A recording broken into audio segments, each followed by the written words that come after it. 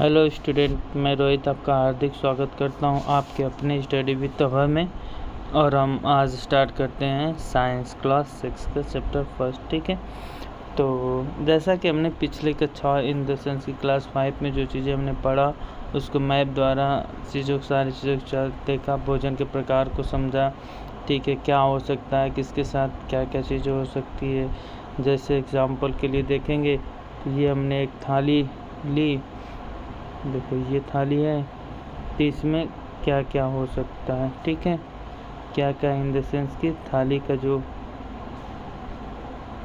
Set है उसमें क्या क्या चीज़ें हो सकती हैं। ठीक है, नेक्स्ट अब देखते हैं जैसे आहार के विभिन्न खाद्य पदार्थ। जैसे आहार के बारे में देखते हैं, आहार इन द सेंस की जो चीज़ें हमने पोषक तत्व तो लेना है उसमें क्या क्या चीज़ें कैसे खाए जाते हैं। तो उसमें खाद्य पदार्थों के बारे में हम जानते हैं वितरण का कोई न कोई आधार होना चाहिए। ठीक है, क्या हमारे शरीर के विशेष प्रयोजन की विभिन्न प्रकार के भोजन की आवश्यकता होती है। ठीक है, तभी हम क्या देखने जा रहे हैं कि क्या हमारे शरीर को विशेष प्रयोजन के लिए विभिन्न प्रकार के भोजन की आवश्यकता होती है। विशेष प्रयोजन मतलब कोई अगर जिम कर रहा है तो उसके लिए किस प्रकार का चाहिए, कोई पहलवान हो गया, फिर कोई हार्ड वर्क कर रहा है, कोई सॉफ्ट वर्क कर रहा है, कोई ऑफिस वर्क कर रहा है, उस अकॉर्डिंग जो चीज़ें हैं उसके बारे में देखा जाएगा। ठीक है, तो फर्स्ट ये है कि विभिन्न प्रकार के खाद्य पदार्थों में क्या होता है। ठीक, तो हम जानते हैं कि प्रत्येक व्यंजन एक या एक से अधिक प्रकार की कच्ची सामग्री से बना होता है। ठीक है, जो हमें पादपों मतलब प्लांट्सों से अक्सर करके मिलते हैं। ठीक है, या जंतुओं से मिलते हैं, मतलब जो शाका मांसाहारी को जंतुओं से, जैसे चिकन हो गया। ठीक है, इस कच्ची सामग्री के संघटक में इसके ऊपर अगर ये ऊपर वाला पैराग्राफ देखा जाए तो इसमें ये बताया जा रहा है, ठीक है, कि कहाँ पे कौन सी चीज़ें कैसे मिलती है। जैसे देखो पंजाब हो गया, पंजाब के बारे में देखेंगे तो मक्के की रोटी, राजमा हो गया। ठीक है, सरसों का साग बहुत ही फेमस है, दही और घी तो पूछो नहीं। ठीक है, और आंध्र प्रदेश में इसी प्रकार से देखते हैं तो चावल हो गया। ठीक है, अच्छा खासा मिलता है, रोटी का वहाँ पे कुछ है नहीं खास। ठीक, अरहर की दाल हो गई। ठीक है, कुद्रू हो गया, कुद्रू भुजिया टाइप है, सब्जी टाइप का बना लेते हैं। ठीक है, और अदर्स में देखा जाए तो मट्ठा हो गया, घी हो गया, अचार हो गया, ये सब चीज़ों का ये अपना एक ग्रुप बना लेते हैं, खाने का अपना व्यवस्था जुगाड़ कर लेते हैं। जैसा भी जो भी हो आप आपको जान सकते हैं। ठीक है, तो ये सब सारी चीज़ें हो गई। ठीक है, और अब देखते हैं इस कच्ची सामग्री से हमारे शरीर के लिए कुछ आवश्यक घटक होते हैं। इन घटकों को हम पोषक कहते हैं। ठीक है, हमारे भोजन में मुख्य पोषक, ठीक है, जो हम भोजन खाते हैं उसमें कुछ मुख्य मतलब मेन जो पोषक होते हैं, ठीक है, न्यूट्रिएंट्स होते हैं, उसके बारे में देखते हैं। जैसे कार्बोहाइड्रेट हो गया, प्रोटीन हो गया। ठीक है, प्रोटीन तो बहुत ज़रूरी है क्योंकि हमारे शरीर की एक एक जो बॉडी एक एक पॉइंट है वो प्रोटीन पे ही डिपेंड है। फैट हो गया, फैट बहुत ज़्यादा भी नहीं ज़रूरी, बहुत कम भी नहीं होना चाहिए। ठीक है, और इससे एनर्जी का भी थोड़ा सा हो जाता है। विटामिन्स हो गए, खनिज लवण हो गए, ये सारी चीज़ें हमें पोषक तत्वों से एक रेशियो में मिलना चाहिए।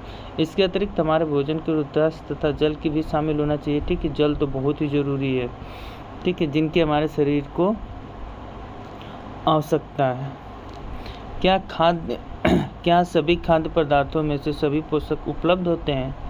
अभी हम क्या देखेंगे, क्या सभी खाद्य पदार्थों में से, जैसे कुछ भी चीज़ें अगर आप खा रहे हो, ठीक है, गाजर ही खा रहे हो या कोई सब्जी खा रहे हो, कुछ भी खा रहे हो, तो क्या उसमें सारी चीज़ें हैं, सारे पोषक तत्व हैं, इसके बारे में जानेंगे। ठीक है, तो कुछ साधारण विधियों से हम ये जान सकते हैं कि कच्ची सामग्री, ठीक है, या फिर पके हुए भोजन में कौन सा एक या एक से अधिक पोषक तत्व उपस्थित रहते हैं, एक से अधिक पोषक उपस्थित रहते हैं। कार्बोहाइड्रेट, प्रोटीन तथा वसा परीक्षण के अन्य पोषकों के परीक्षणों की, ठीक है, अपेक्षा सरल है। आइए हम इन परीक्षणों द्वारा मतलब टेस्ट करके देखते हैं कि इससे क्या होता है। ठीक है, चलो इन परीक्षणों करने के आपके लिए आयोडीन मतलब नमक, कॉपर सल्फेट तथा कास्टिक सोडा विलयनों की आवश्यकता होती है। ठीक है, किन किन चीज़ों की आवश्यकता होती है, तो आयोडीन हो गया, ठीक है, कॉपर सल्फेट हो गया, कास्टिक सोडा, ठीक है, आवश्यकता होती है। परख नली मतलब कोई भी एक ग्लास ले सकते हो आप बेसिकली, ठीक, उससे भी हो जाएगा। ठीक, ड्रॉपर की आवश्यकता होती है। इन परीक्षणों को पके हुए भोजन तथा कच्ची सामग्री पर कर सकते हैं। ठीक है, किस पे कर सकते हैं? पका हुआ भोजन हो सकता है, ठीक है, पका हुआ भोजन हो सकता है। ठीक है, इन परीक्षणों को प्राप्त टेस्ट में जो भी एक साड़ी बनाएंगे, ठीक है, एक टेबल बनाएंगे और उससे हम क्या करेंगे? सीखेंगे। ठीक है, तो देखने अपना परीक्षण इन पर या अन्य किसी उपलब्ध खाद्य पदार्थों पर कर सकते हैं। इन परीक्षणों को सावधानी से कीजिए और किसी भी रसायन को खाने या चखने का प्रयास मत कीजिए। ठीक है, आते हैं मेन पॉइंट देखते हैं। जैसे विभिन्न प्रकार के पदार्थों की जांच करके किसमें कार्बोहाइड्रेट उपस्थित है। तो अब हम ये देखेंगे किसमें कार्बोहाइड्रेट उपस्थित है। क्या चीज़? कार्बोहाइड्रेट उपस्थित है। ठीक है, कार्बोहाइड्रेट कई प्रकार के होते हैं। हमारे भोजन पाए जाने वाले मुख्य कार्बोहाइड्रेट मंड या शर्करा, ठीक है, स्टार्च या फिर शुगर। ठीक है, स्टार्च या फिर शुगर हो जाएगा। ठीक है, ये दो प्रकार का हो गया मेन रूप से। अभी मुझे थोड़ा सीखने में प्रॉब्लम हो रही है। ठीक है, हो जाएगा धीरे धीरे।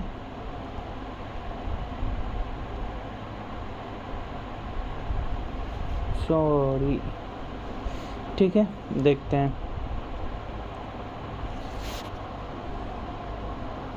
इसके लिए आयोडीन ले लेंगे, तंतु विलयन को बनाने के जेल की आधी बड़ी प्रणाली लें, कुछ बूंदे टिंचर आयोडीन को मिला लीजिए। ठीक है, कॉपर सल्फेट का विलयन ले लेते हैं, मतलब सॉल्यूशन ले लेते हैं। 100 ml जल ले लेते हैं। 2 ग्राम कॉपर सल्फेट घोलने से बन जाता है। ठीक है, 100 ml जल में 10 ग्राम कास्टिक सोडा मिला लेते हैं। घोलने में अस्पष्ट कास्टिक सोडा के विलयन मिल जाएगा। जैसे घोलेंगे कास्टिक सोडा का विलयन क्या मिल जाएगा। ठीक है, ठीक है, यदि किसी खाद्य पदार्थ में क्या मंड है, स्टार्च है, तो हम उसका आसानी से टेस्ट कर सकते हैं। ठीक है, तो अब देखते हैं मंड के लिए, स्टार्च के लिए क्या टेस्ट। ठीक है, अभी हम देखेंगे स्टार्च के लिए टेस्ट।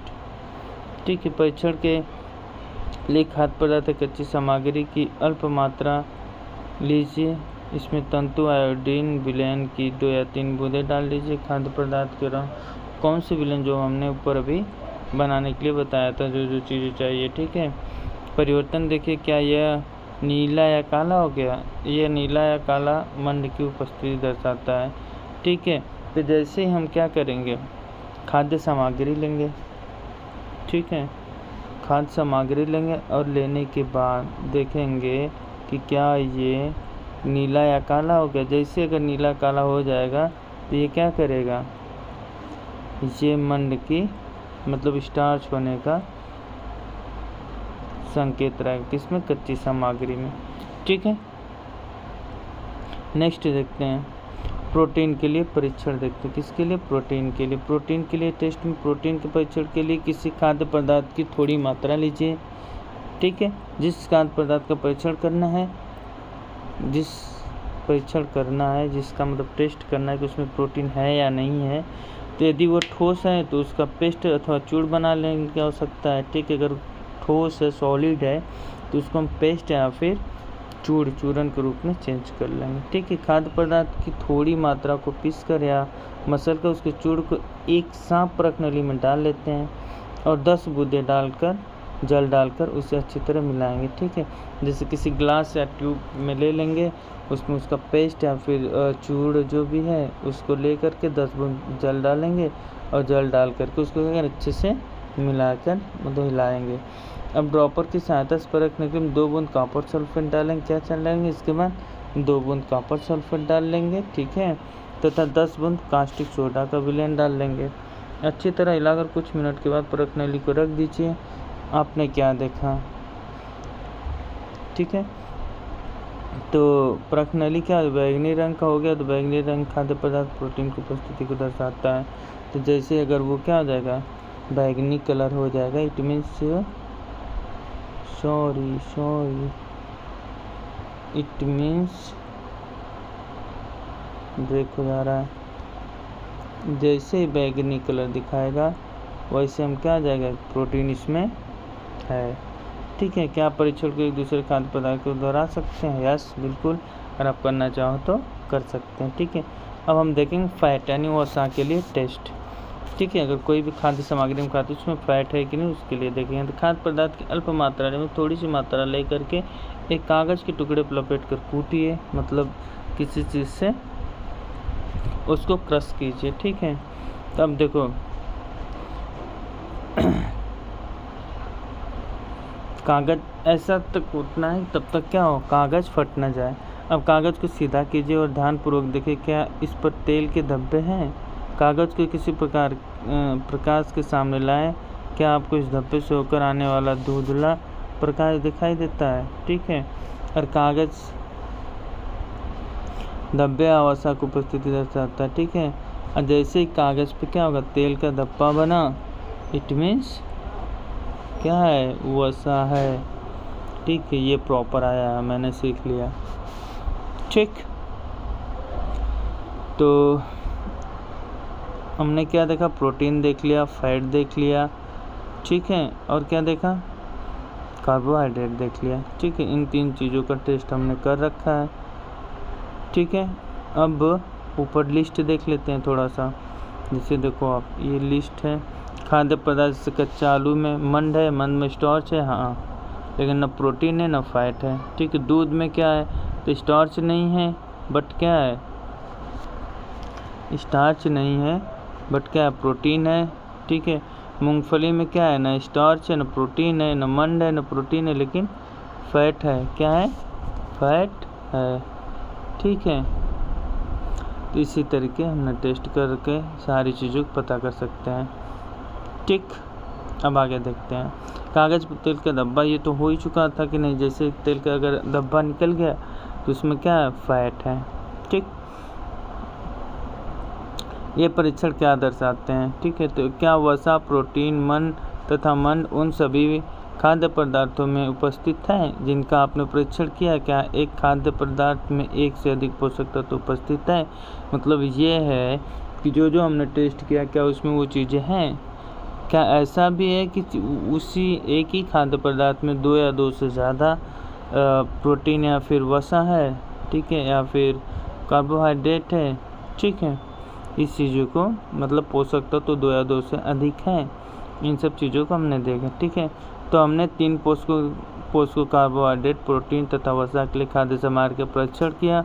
विटामिन तथा खनिज लवण जैसे अन्य पोषक तत्व भी हमारे विभिन्न खाद्य पदार्थों में उपस्थित रहते हैं। इन सभी पोषक तत्वों की हमें क्यों आवश्यकता होती है, इस चीज़ को हम देखने चलते हैं। ठीक है, तो विभिन्न पोषक तत्व हमारे शरीर के लिए क्या करते हैं। ठीक है, तो कौन सा पोषक तत्व हमारे शरीर के लिए क्या करता है वो देखने चल रहे हैं। ठीक है दोस्तों, तो स्टार्ट करते हैं। कार्बोहाइड्रेट मुख्य रूप से हमारे शरीर को ऊर्जा प्रदान करते हैं। ठीक है, वसा से भी ऊर्जा मिलती है। वास्तविक ये है कि कार्बोहाइड्रेट की तुलना में वसा की समान मात्रा में हमें अधिक ऊर्जा प्राप्त होती है। ठीक है, मतलब अगर कार्बोहाइड्रेट और वसा दोनों समान मात्रा में हो तो वसा से हमें अधिक ऊर्जा प्राप्त होती है। किसके रिस्पेक्ट, कार्बोहाइड्रेट के रिस्पेक्ट में। ठीक है, कार्बोहाइड्रेट युक्त भोजन को ऊर्जा देने वाली भोजन भी कहते हैं। ठीक है, तो कार्बोहाइड्रेट युक्त भोजन को ऊर्जा देने वाला भोजन भी कहते हैं। ठीक है, तो कार्बोहाइड्रेट को सोर्स हमने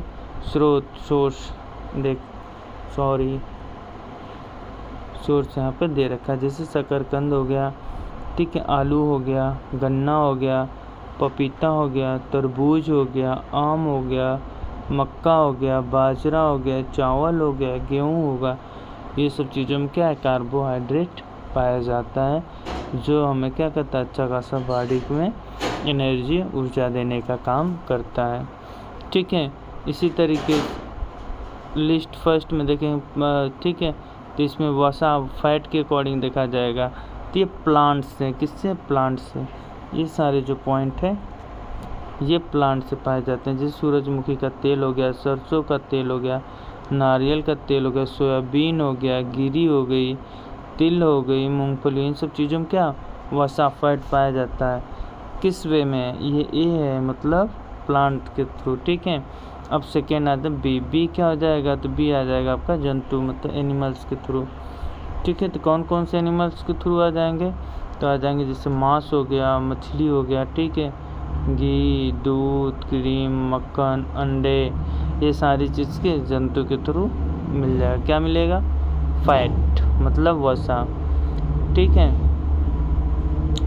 अब देखते हैं सेक्शन ए, ठीक है, सेक्शन बी, ये दोनों किसका हो गया, ठीक है। तो प्रोटीन के सोर्स देख लेते हैं।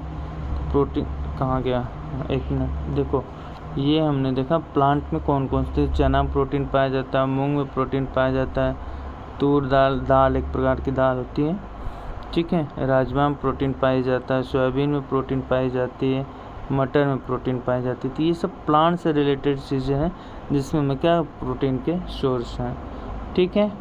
अब नेक्स्ट देखते हैं जंतु मतलब एनिमल्स के थ्रू, ठीक है। तो एनिमल्स में क्या हो गया, अंडे हो गए, पनीर हो गई, मछली हो गई, मांस हो गई, दूध हो गया, इन सब चीज़ों में हमें क्या मिलता है, प्रोटीन मिलता है, ठीक है। नेक्स्ट देखते हैं तो विटामिन के कुछ सोर्स देखते हैं। अभी हमने किसका देखा, तो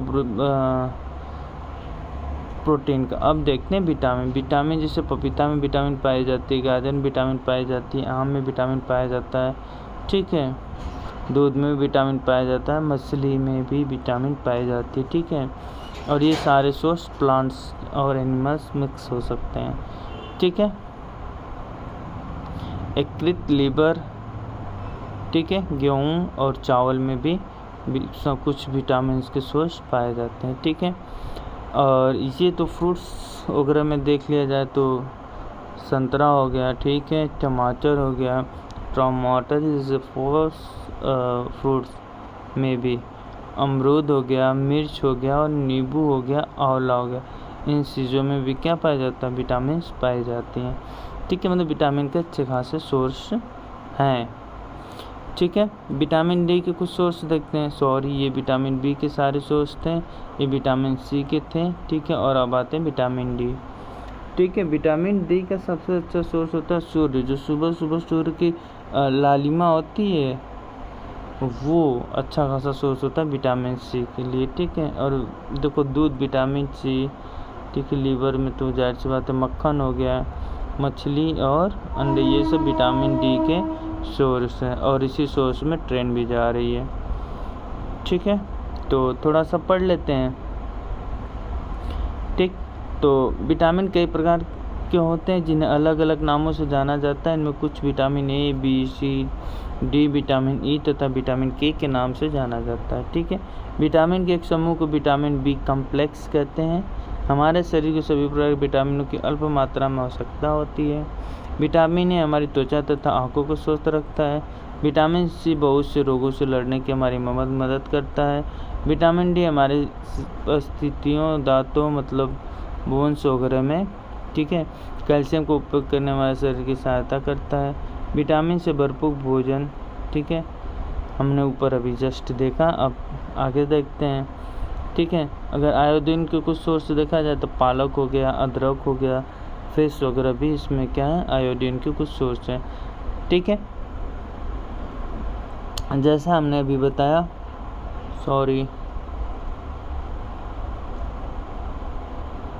ये कि हमारे सूर्य भी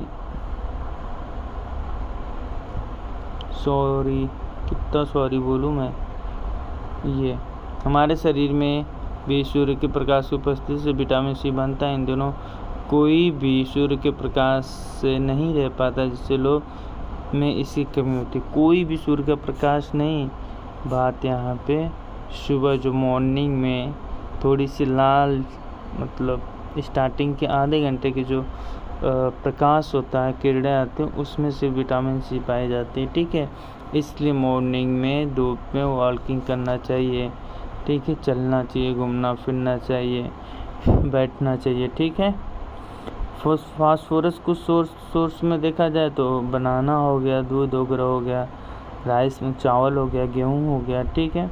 आयरन मतलब लोग कुछ सोर्स देखें, पालक हो गया, एप्पल हो गए, ठीक है, गुआवा हो गया, ये सब सारे। कैल्शियम में भी मिल्क, देखो मैक्सिमम जब मिल्क पाया जाता है, ठीक है। सारी चीज़ों में अगर हम देखें, चाहे विटामिन्स हो गए, हर जगह मैक्सिमम दूध हमें मिल ही जा रहा है, इसीलिए दूध का सेवन डेली अपने लाइफ में, अपनी डेली रूटीन में करते रहना चाहिए। ठीक है, तो ऐसे करके हमने अभी सारे सोर्स के बारे में देखा, प्रोटीन्स के बारे में, पर जितने भी चीज़ें हैं उसके बारे में हमने अच्छे से देखा। ठीक है, और हमें उम्मीद भी है कि लोग अच्छे से इसको पढ़ेंगे, हमारे सारे स्टूडेंट उसको फॉलो करेंगे, और मॉर्निंग वाला दूध तो अच्छे से लेना ही चाहिए। ठीक है, तो अधिकांश पर अब नेक्स्ट थोड़ा सा पढ़ लेते हैं कि अधिकांश खाद्य पदार्थों में एक से अधिक पोषक होते हैं। आपने जो भी लिस्ट था उसको अपने देखा, टेस्ट करके देखा, सारी चीज़ें देखा, तो ठीक है, फिर भी किसी कच्ची सामग्री में एक निश्चित पोषक की मात्रा दूसरे पोषक की मात्रा से अधिक हो सकती है। जैसे चावल में कार्बोहाइड्रेट की मात्रा दूसरों पोषकों से अधिक होती है। इस आधार पर हम कह सकते हैं कि चावल कार्बोहाइड्रेट, जैसे देखो कोई भी एक पोषक तत्व है, सामग्री है, ठीक है, अब उसमें क्या हुआ कि एक चीज़ बहुत ज़्यादा है और बाकी चीज़ें क्या है, थोड़ी मात्रा में है। ठीक है, तो उसको बोलते हैं कि वो कार्बोहाइड्रेट, प्रोटीन है, विटामिन से क्या है, समृद्ध है। जैसे अब हमने अभी क्या देखा, चावल को कार्बोहाइड्रेट समृद्ध है। ठीक है, ऐसे ही जो भी खट्टे फल हो गए, जैसे ऑरेंज हो गए, तो विटामिन सी समृद्ध है। ठीक है, तो ये सब चीज़ें हैं, वो डिपेंड करता है कि कौन सा आप आहार ले रहे हो, पोषक किस पोषक की लेने की आवश्यकता है, उस अकॉर्डिंग हम क्या करते हैं, उसके सोर्स को चूज कर सकते हैं। ठीक है, इन पोषकों के अलावा हमारे शरीर को आहारी रेशों तथा जल की भी आवश्यकता होती है। ठीक है, जल तो बहुत ज़रूरी है भाई, जल ही जीवन है। तो आहारी रेशो रुचिरांश मतलब स्मूथली के नाम से भी जाने जाते हैं। हमारे खाने में रुचिरांश की पूर्ति मुक्त पादक उत्पादों से होती है, मतलब मेन रूप से प्लांट्स में मिलते हैं। ठीक है, रुचिरांश के मुख्य स्रोत साबुत खाद्यान्न, दाल, आलू, ताजे फल और सब्जियां हैं। ठीक है, रुचिरांश हमारे शरीर की कई पोषक ठीक है प्रदान करते हैं, फिर भी यह हमारे पोषक का आवश्यक अवयव है और इसका आयतन बढ़ा देते हैं। रुचिरांश बिना पचे भोजन को बाहर निकालने में हमारे शरीर की सहायता करते हैं। जैसे अभी अच्छा खासा गए शादी वादी में, निपटा दिए भाई अच्छा खासा खाना होना, तो उसमें क्या होगा, यही भाई साहब होते हैं जो चीज़ें पची नहीं रहती उसको भी क्या करती है, सुबह तक बाल निकालने का काम करता है। ठीक है, चलो फिर नेक्स्ट देखते हैं। जल भोजन में उपस्थित पोषक तत्वों को अवशोषित करने में हमारे शरीर की सहायता है। जैसे जो भी हमने कोई भी भोजन लिया, अगर जल की मात्रा है, फिर बाद में जल अच्छे मात्रा में लेते हैं, तो उसमें जो भी पोषक तत्व उसको क्या कहता है, अवशोषित करने का हमारे शरीर के लिए अच्छा खासा सहायता करता है। कुछ ठीक है कुछ अपशिष्ट पदार्थों जैसे कि मूत्र या पसीने को शरीर से बाहर निकालने में सहायता करता है।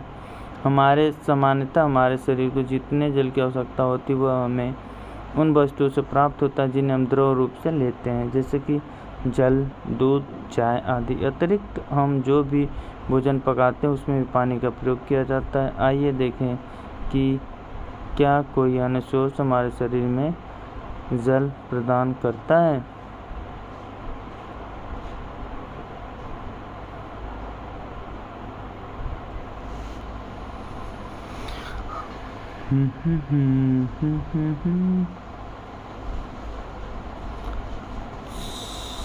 ठीक है, क्रियाकलाप ये भी जो है नॉर्मली कुछ खास नहीं है, कि जो भी चीज़ें आप खाते हो तो उसमें जल वगैरह जो भी है। ठीक है, अब संतुलित आहार के बारे में थोड़ा सा पढ़ लेते हैं। ठीक, सामान्यतः पूरे दिन में जो कुछ भी हम खाते हैं उसे आहार कहते हैं। हमारे शरीर की समृद्धि और अच्छे स्वास्थ्य को बनाए रखने के लिए हमारे आहार में वे सभी पोषक तत्व उचित मात्रा में होने चाहिए जिनकी हमारे शरीर की आवश्यकता है। कोई भी पोषक तत्व न आवश्यकता से अधिक हो और न ही कम।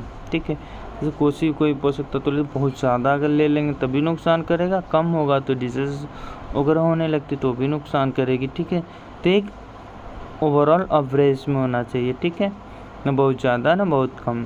ठीक है, जिसमें रुचिरांश तथा जल का होना तो अति आवश्यक है। जो तो ये सारी चीज़ें एक रेशियो में हो तो उसी को संतुलित आहार कहते हैं। ठीक है, जैसे आपने क्या काम किया कि अच्छा खासा कोई भी एक भोजन उठाया, खाना खाया और उसी को अच्छा खासा खा लिया, ना पानी पीने की जगह ना पानी पी रहे हो तो वो भी नुकसान कर देगा। और उसी में काफ़ी चीज़ों को लेकर के इंक्लूड कर करके थोड़ा सा खाना खा लिया आपने, सारी चीज़ों खा के मिक्स कर लिया तो कई प्रकार के पोषक तत्व भी मिल जाएंगे और चीज़ें एक लेवल पे हो जाएगा।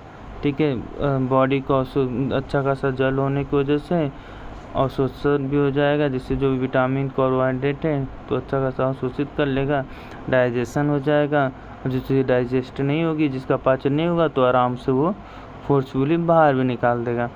फिर वही होता है, अगर बाहर नहीं निकलेगा आसानी से, ठीक है, या फिर अब जल वगैरह रुचरांश वगैरह अच्छे से नहीं लिए हो तो फिर वही हो जाता है, बीमारी पड़ जाती है। बीमारी जैसे पेट दर्द करने लगे, गैस बनने लगती है, फिर दवा लाना पड़ता है। ठीक है, तो ये सब चीज़ें होती रहती है। ठीक है, तो पोषक तत्व नष्ट न हो, क्या आप जानते हैं कि पकाते समय कुछ पोषक तत्व नष्ट, हाँ, जैसे बॉयल करते पे टेम्परेचर प्लस माइनस होता है। ठीक है, तो इससे कुछ पोषक तत्व क्या होते हैं भाई, नष्ट हो जाते हैं, ख़राब हो जाते हैं, उड़ जाते हैं। छिलका उतार कर यदि सब्जियों और फलों को धोया जाता है तो संभव, जैसे कोई भी सब्जी काट लियो, छील लियो, फिर धुल लो तो कुछ मात्रा में क्या होता है, विटामिन प्रोटीन्स वगैरह चली जाती हैं। ठीक है, नष्ट हो जाती है। सब्जियों और फलों की त्वचा में कई महत्वपूर्ण विटामिन और खनिज लवण होते हैं। चावल और दाल को बार बार धोने से उसमें उपस्थित विटामिन और कुछ खनिज लवण अलग हो जाते हैं। हाँ, ये भी बात सही है। जैसे चावल देखो पूरा ओपन और ये अच्छे से धुल लो, अच्छे से इन द सेंस कि कई बार धुला, अपने दांत धुला, तो उसमें क्या होते हैं, कुछ विटामिन लवण जो होते हैं वो अलग हो जाते हैं, पानी के साथ बह जाते हैं। ठीक है, तो चीज़ें थोड़ा सा लिमिट में करनी चाहिए। ठीक, तो आइए फिर देखते हैं। हम सभी जानते हैं कि पकाने से भोजन का स्वाद बढ़ता है तथा इसे पचाने में आसानी होती है। इसके साथ साथ पकाने में कुछ तत्वों की हानि भी होती है। ठीक है, जो कुछ पोषक तत्व होते हैं उसकी हानि हो जाती है। ठीक है, हानि हो सकती है यदि भोजन पकाने में अत्यधिक जल का उपयोग किया जाता है और बाद में उसे फेंक दिया जाता है। तो कई लाभदायक प्रोटीन, जैसे आपने कोई चीज़ बॉयल किया, ठीक है, खाने के पर्पज़ से, अच्छा खासा पानी डाल दिया और पानी को क्या किए, गिरा दिए, फेंक दिए, तो उसमें क्या होता है, उस पानी में प्रोटीन की मात्रा जो भी होती है, वो पोषक तत्व जो होता है वो बह जाता है, फेंक दिया जाता है, तो उससे अच्छा खासा नुकसान हो जाता है। ठीक है, पकाने में विटामिन सी आसानी से, देखो जैसे विटामिन सी का क्या होता है, जैसे ही टेम्परेचर बढ़ेगा वैसे वैसे नष्ट होना चाहता है और एक ऐसा समय आता है कि वो ख़त्म हो जाता है विटामिन सी। तो इसलिए विटामिन सी के जितने भी सोर्स है कोशिश करें कम से कम मिनिमम टेम्परेचर पे ही उसको उस आहार का सेवन कर सकें या करें। ठीक है, बोझों ने सोचा कि हर समय वसायुक्त खाना ही सर्वोत्तम भोजन है। ठीक है, उन्होंने सोचा कि हाँ, जब भी खाओ फैट खाओ। जैसे कुछ लोग नहीं होते हैं, ब्रेड्स खा लिए, समोसा खा लिए, ये सब चीज़ें अच्छा खासा उनको पसंद होता है, तो उसमें काफ़ी फ़ैट होता है। ठीक है, जैसा कि अभी हमने फ़ैट के टेस्ट में पढ़ा, तो हमने ये जाना कि अगर कोई पेपर ले लेते हैं, उस पर अच्छा खासा दबाते हैं, अगर उसमें ऑयल आ जाता है, तेल आ जाता है, तो उसमें क्या है, फ़ैट है। तो इन सब चीज़ों में जाहिर सी बात है, फ़ैट तो ऑयल ही है। ठीक है, तो एक कटोरी कार्बोहाइड्रेट युक्त भोजन की अपेक्षा एक कटोरी वसा युक्त भोजन अधिक ऊर्जा देगा। क्या ऐसा नहीं होता? अतः उसने तली हुई चीज़ें, समोसा, पूरी, मलाई, ये सब सारी चीज़ें क्या किया, फटाफट निपटा डाले भाई साहब। ठीक है, यदि प्रचुर वसा युक्त भोजन ही खाया जाए और इसके अलावा कुछ नहीं खाया जाए, क्या आप सोचते हैं कि ये ठीक है? निसंदेह नहीं। इतना अधिक वसा युक्त भोजन खाना हमारे लिए बहुत हानिकारक हो सकता है। हमारे भोजन में वसा की मात्रा अधिक मोटापे का कारण बन सकती है। शक्ति नहीं, डाउट नहीं बनेगी। ठीक है, 100%। ठीक है, अगर आप फिट रहना है तो वसा को लिमिट में लेना है। क्या करना है? वसा को एक लिमिट में लेना है। ठीक है, अभावजन्य रोग, अब देखते हैं 1.4 अभावजन्य, बस बहुत जल्दी निपटाने वाले हैं। एक व्यक्ति खाने के लिए पर्याप्त भोजन पा रहा है, लेकिन कभी कभी उसके भोजन में किसी विशेष पोषक की कमी हो जाती है। यदि यह लंबी अवधि तक रहती है, जब कोई भी पोषक तो लंबी अवधि तक अगर बॉडी में कमी है तो व्यक्ति के उसके अभाव से ग्रसित हो सकता है। एक या अधिक पोषक तत्वों का अभाव हमारे शरीर के रोग अथवा विकृति उत्पन्न कर सकता है। वे रोग जो लंबी अवधि तक पोषक तत्वों के अभाव कारण होते हैं उसे अभावजन्य रोग कहते हैं। ठीक है, जैसे देखो ऊपर यहाँ भी हम लोग देखे हैं तो वो भाई साहब क्या हुआ, फैट खाने के लिए इच्छुक थे, तो फैट फटाफट निपटाए जा रहे थे, तो उन्होंने क्या किया, और चीज़ों को नहीं खाया, जैसे प्रोटीन वगैरह नहीं लिए, तो प्रोटीन और विटामिन कमी की वजह से जो भी डिजीज हो गया, रोग हो गया, तो उसे अभावजन्य रोग हो गए। ठीक है, जैसे कुछ बच्चे होते हैं दूध पीते ही नहीं है, जब दूध पीते नहीं है तो दूध में देखो अभी अच्छा खासा हर जगह दूध मिला आपको, प्रोटीन में हर चीज़ों में विटामिन, तो वही चीज़ें हैं, फिर उसके कमी से काफ़ी टाइम तक जब नहीं पियोगे, नहीं उसके पहले कोई चीज़ लोगे, ठीक है, तो डिजीज हो जाएगी, जो भी रोग होगा, जो भी डिजीज होगी उसे अभावजन्य रोग कहा जाएगा। ठीक है, अभावजन्य रोग कहते हैं।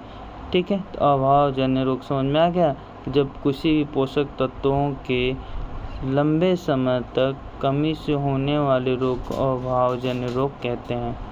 ठीक है, यदि कोई व्यक्ति अपने भोजन में पर्याप्त प्रोटीन नहीं ले रहा है तो उसे कुछ रोग हो सकते हैं, जैसे वृद्धि का अवरुद्ध होना, चेहरे पर सूजन होना, बालों के रंग का उड़ना, त्वचा की, ये तो बहुत विशेष बीमारी आज के समय में हो गया है, बालों के रंग का उड़ना, त्वचा की बीमारियों और पेचिश आना। ठीक है, यदि प्रोटीन या कार्बोहाइड्रेट दोनों ही किसी व्यक्ति के आहार में लंबे समय तक कौन कौन सी चीज़ों को, मेन पॉइंट आ गया, इसको ध्यान देना है। ठीक है, कि प्रोटीन और कार्बोहाइड्रेट की दोनों ही किसी व्यक्ति के आहार में लंबे समय तक मतलब अब्सेंट रहते हैं तो उसकी वृद्धि पूरी तरह से अवरुद्ध हो जाएगी। ऐसा व्यक्ति बहुत दुबला पतला हो जाएगा, वह इतना दुबला हो जाएगा कि चलने में भी असमर्थ होगा। विभिन्न विटामिन और खनिज लवणों के अभाव में विभिन्न रोग अथवा विकृति हो सकती है, इनमें से कुछ, ठीक है, जो हमने ऊपर देखा था, कभी अभाज्य रोगों की रोकथाम संतुलित आहार लेने से की जा सकती है। ठीक है, जितने भी अभावजन्य रोग हैं, ठीक है, सब सही हो जाएगा, बस आपको क्या लेना है, एक संतुलित आहार लेना है। ठीक है, लिमिट में दूध लेना है, लिमिट में पानी लेना है, लिमिट में खाना खाना है। ठीक है, हर प्रकार के पोषक तत्व लेना है। ठीक है, ऐसा नहीं है कि एक ही पोषक तत्व, एक ही भोजन, एक ही चीज़ खाया जा रहा हो। ठीक है, तो वो नहीं, जो चीज़ें एक रेशियो में सब सारी चीज़ों को जब लोगे तो वही क्या हो जाएगा, संतुलित आहार हो जाएगा। और संतुलित आहार क्या करेगा, अभावजन्य रोगों को अच्छे से निपटा देगा, मतलब ख़त्म कर देगा। ठीक है, इस अध्याय से हमने स्वयं से ये जानने की कोशिश की कि विभिन्न क्षेत्रों में भोजन में इतनी अधिक विविधता होते हुए भी आहार में पोषक तत्वों का वितरण सामान्य है। ये वितरण हमारे भोजन में आवश्यक पोषक तत्वों की उपस्थिति सुनिश्चित करता है। ठीक है, अब देखो ध्यान से, जैसे विटामिन और खनिज के अभाव कारण होने वाले कुछ रोग, जैसे विटामिन ए की कमी हुई, दृष्टि क्षीणता, दृष्टिहीनता, ये सब चीज़ें हो जाएंगी, मतलब देख नहीं पाओगे, चश्मा वश्मा लग जाएगा। इसका लक्षण क्या होगा, कमज़ोर दृष्टि, अंधेरे में कम दिखाई देना, कभी कभी पूरी तरह से दिखाई देना बंद हो जाएगा। ठीक है, तो विटामिन ए लेना ज़रूरी है अगर चश्मे से नहीं बनना है तो। फिर आता है B1 से होता है बेरी में क्या होता है, दुर्बल पेशियाँ और काम करने की ऊर्जा में कमी हो जाती है। जो मांसपेशियाँ होती हैं तो पेशियाँ कमज़ोर हो जाती हैं, पेशियाँ कमज़ोर होने के कारण काम करने की इच्छा नहीं होती है। काम करने की क्यों इच्छा नहीं होती, क्योंकि काम करने के लिए ऊर्जा होती नहीं। ठीक है, अब आते हैं विटामिन सी, तो विटामिन सी से होता है स्कर्वी से क्या होता है, मसूड़ों से खून निकलना, जैसे ब्रश कर रहा हो उससे खून निकल रहा है, घाव बनने में अधिक समय लगना, चोट लग गई खेलते वक्त, अगर मान लो चोट लग गई तो जल्दी नहीं सूख रहा है। ठीक है, तो ये सब कितना विटामिन सी की कमी से होता है। ठीक है, अब आ गया विटामिन डी। विटामिन डी से कौन सा रोग होता है? तो रिकेट्स होता है। क्या होता है? रिकेट्स होता है। ठीक है, इसमें का अस्थियों का मुलायम होकर मुड़ जाना। अस्थियाँ जो बोन्स होती हैं वो मुलायम हो जाएंगी, मुलायम होकर तोड़ मुड़े, इससे कहीं भी चीज़ों से ब्रेक हो जाएगा। ठीक है, मुड़ जाएगा। फिर आता है कैल्शियम। कैल्शियम कमी से अस्थियाँ और दंत क्षय होने लगे, जिससे कैल्शियम से हड्डियाँ कमज़ोर हो जाती है, दांत टूटने लगते हैं। ठीक है, तो कमज़ोर अस्थियाँ, दंत क्षय, ये सारी चीज़ हो जाती है। फिर आयोडीन मतलब आयोडीन की कमी से गेगा मतलब गैटर रोग होता है। ठीक है, इसमें क्या होता है? गर्दन की ग्रंथि का फूल जाना, जो गर्दन होती है मोटा हो जाता है। ठीक है, बच्चों के मानसिक विकलांगता, मतलब बच्चे क्या होते हैं थोड़ा सा दिमाग हल्का रहते हैं। ठीक है, लोहा मतलब आयरन, आयरन से अरक्तता होती है, मतलब कमजोरी आ जाती है। ठीक है, तो ओवरऑल ये है कि सारी चीज़ें आपको एक मात्रा में खाते पीते रहना चाहिए। ठीक है, बाकी जो होगा सो देखा जाएगा। सारा क्वेश्चन आप लोग कर लेना। ठीक है, संतुलित आहार मतलब वही हो गया, एक लेवल में एक रेशियो में सारे भोजन को लेना है। ऐसा नहीं कि बहुत कोई भी एक चीज़ पकड़ो और निपटा दो अच्छा खासा, ऐसा कुछ नहीं। संतुलित आहार हो गया। बेरी हुई विटामिन बी की कमी से, B1 कमी से जो होगा कि बेरी हो गया। कार्बोहाइड्रेट वही हो गया जो वो भोजन जिसमें ऊर्जा एनर्जी, वसा फैट। ठीक है, खनिज जल वगैरह से पाए जाते हैं, पोषक तत्व, प्रोटीन, रुक्षांश हुआ, स्कर्वी हो गया। ठीक है, स्कर्वी मतलब विटामिन सी कमी से होने वाले रोग। मन मतलब स्टार्च हो गया। ठीक है, और विटामिन, ये सारे हमें कितने प्रमुख वर्ड्स हो गए, इनको क्या करना, अच्छे से तैयार करना। तो ठीक है दोस्तों, बहुत बहुत धन्यवाद आप लोग का।